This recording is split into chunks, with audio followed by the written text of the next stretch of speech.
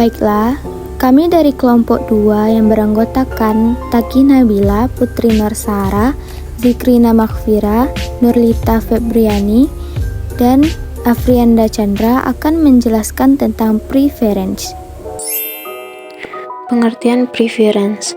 Preference adalah pilihan, kecenderungan, atau kesukaan seseorang terhadap suatu hal. Preference dapat juga diartikan sebagai hak untuk didahulukan dan diutamakan daripada yang lain. Preference secara umum apabila ditinjau dari konsumen dapat diartikan sebagai suatu pilihan seseorang apakah suka atau tidak terhadap suatu produk, barang, atau jasa. Preferensi konsumen merupakan pilihan seseorang yang didasari atas persepsinya pada suatu produk. Preferensi konsumen dapat timbul secara individual yang relatif stabil dapat dijadikan keputusan konsumen pada suatu produk. Konsumen lebih memilih produk dan merek dengan makna simbolis yang konsisten dengan konsep diri mereka. Preference merupakan suatu cara praktis untuk menggambarkan keadaan orang yang lebih suka terhadap suatu barang terhadap barang yang lain. Kegiatan mengonsumsi produk oleh konsumen tidak datang secara tiba-tiba, melainkan melalui berbagai tahapan. Preferensi merupakan salah satu bentuk respon konsumen dalam menentukan pilihan atas produk yang digunakan, sehingga dalam evaluasi terhadap produk yang dikonsumsi oleh konsumen berkaitan dengan keputusan atas preferensi yang bersumber pada atribut sehingga menarik minat konsumen dari berbagai variasi dari produk suatu ke produk lainnya. Asumsi preference ada 3. 1. Competences untuk 2 bundle X dan Y selalu mungkin untuk membuat pertanyaan yang baik. 2. Reflexivity, setiap bundle X selalu saling tidak sukai seperti itu sendiri. Yang ketiga, sensibility, jika X setidaknya sama disukai seperti Y dan Y setidaknya disukai seperti Z, maka X setidaknya disukai seperti Z. Seperti kurva indifferent berikut. Mari kita bahas kurva indifferent. Apa itu kurva indifferent? Kurva indifferent adalah representasi grafis dari kombinasi dua barang yang memberikan tingkat kepuasan atau utilitas yang sama kepada konsumen. Dengan kata lain, di sepanjang kurva ini, konsumen merasa sama puasnya dengan mengkonsumsi kombinasi barang yang berbeda-beda. Berikut elemen-elemen yang terdapat dalam kurva indifferent. Yang pertama, sumbu vertikal atau sumbu Y. Sumbu vertikal menunjukkan jumlah barang yang terdapat dalam Y. Yang kedua, sumbu horizontal atau sumbu X. Sumbu X menunjukkan barang yang terdapat dalam X. Yang ketiga, kurva. Kurva merupakan garis melengkung yang menunjukkan semua kombinasi barang X dan Y yang memberikan tingkat kepuasan yang sama. Yang keempat, titik A, B, dan C. Titik A, B, dan C contoh kombinasi barang X dan Y yang memberikan tingkat kepuasan yang sama. Berikut interpretasi kurva. Kurva ini menurun dari kiri atas ke kanan bawah, yang mencerminkan prinsip bahwa jika konsumen mengurangi konsumsi satu barang, mereka harus menambah konsumsi barang lain untuk mempertahankan tingkat kepuasan yang sama. Setiap titik di sepanjang kurva menunjukkan kombinasi barang yang berbeda-beda, tetapi memberikan tingkat kepuasan yang sama.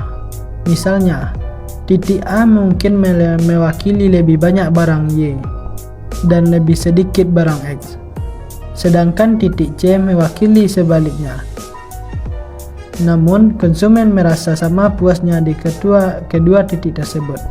Kurva yang letaknya lebih jauh dari titik original atau titik 0 menunjukkan tingkat kepuasan yang lebih tinggi. Kurva indifferent tidak mungkin berpotongan. Berikut manfaat dari kurva indifferent atau pentingnya kurva indifferent. Kurva indifferent membantu kita memahami preferensi konsumen dan bagaimana mereka membuat keputusan tentang konsumsi barang. Kurva ini adalah dasar dari teori pilihan konsumen dalam ekonomi makro. Dalam gambar di atas, Gambar tersebut secara sederhana menggambarkan konsep dasar kurva indiferen. Titik A, B, dan C mengilustrasikan bahwa ada berbagai kombinasi barang X dan Y yang memberikan tingkat kepuasan yang sama kepada konsumen. Mari kita bahas kurva ini. Jenis kurva ini adalah kurva indifference atau indifference curve. Kurva indifference menggambarkan kombinasi dua barang yang memberikan tingkat kepuasan yang sama kepada konsumen. Sumbu-sumbu kurva indifference yaitu yang pertama sumbu horizontal yang digambarkan dengan X1 dan sumbu vertikal yang digambarkan dengan X2, mewakili jumlah dua barang yang berbeda. Dalam konteks ini, X1 dan X2 mungkin mewakili jumlah pensil dari dua warna yang berbeda. Bentuk kurva indifference. Kurva indifference dalam gambar ini berbentuk garis lurus dengan kemiringan negatif. Ini menunjukkan bahwa kedua barang tersebut adalah pengganti sempurna atau perfect substitusi. Pengganti sempurna berarti konsumen menganggap kedua barang tersebut identik dan hanya peduli pada jumlah totalnya. Dalam contoh ini, konsumen hanya peduli pada jumlah total pensil, bukan pada warnanya. Kemiringan negatif 1 menunjukkan bahwa konsumen bersedia menukar satu unit barang X1 dengan satu unit barang S2 dan tetap mendapatkan tingkat kepuasan yang sama. Kesimpulannya, kurva indifference ini menunjukkan di mana 1. Dengan bergerak dari titik A ke titik B pada kurva indifference dalam gambar 1.1. Individu tersebut telah mengorbankan 3 unit Y untuk memperoleh 1 unit tambahan X. Jadi, MRS sama dengan 3. Demikian pula dari titik B ke titik C, MRS sama dengan 2. Tingkat substitusi marginal.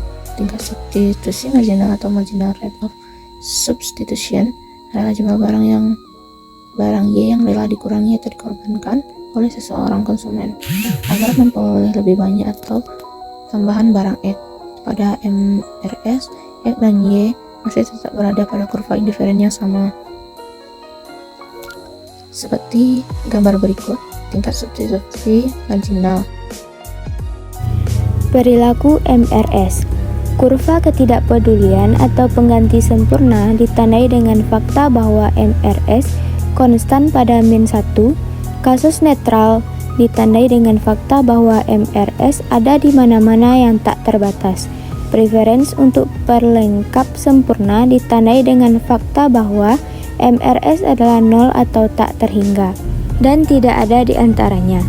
Kami telah menunjukkan bahwa kurva ketidakpedulian harus memiliki kemiringan negatif, sehingga MRS selalu melibatkan pengurangan konsumsi satu barang untuk mendapatkan lebih banyak dari yang lain untuk preference monotonik. Kasus kurva ketidakpedulian cembung menunjukkan jenis lain untuk MRS. Untuk kurva ketidakpedulian cembung yang ketat, MRS, kemiringan kurva ketidakpedulian berkurang dalam nilai absolut saat kita meningkatkan X1. Dengan demikian, kurva ketidakpedulian menunjukkan tingkat marginal yang berkurang substitusi. Berikut adalah rangkuman. Para ekonom berasumsi bahwa konsumen dapat memberi peringkat berbagai kemungkinan konsumsi. Satu cara konsumen memberi peringkat bandel konsumsi menggambarkan preference konsumen. 2. Kurva ketidakpedulian dapat digunakan untuk menggambarkan berbagai jenis preference. 3. Preference yang perilaku baik bersifat monotonik artinya lebih banyak lebih baik, dan cembung artinya rata-rata lebih disukai daripada ekstrim. 4. Tingkat substitusi marginal atau MRS mengukur kemiringan kurva perbedaan. Ini dapat diartikan sebagai seberapa banyak konsumen bersedia melepaskan barang 2 untuk memperoleh lebih banyak barang 1. Sekian dari kelompok kami, terima kasih.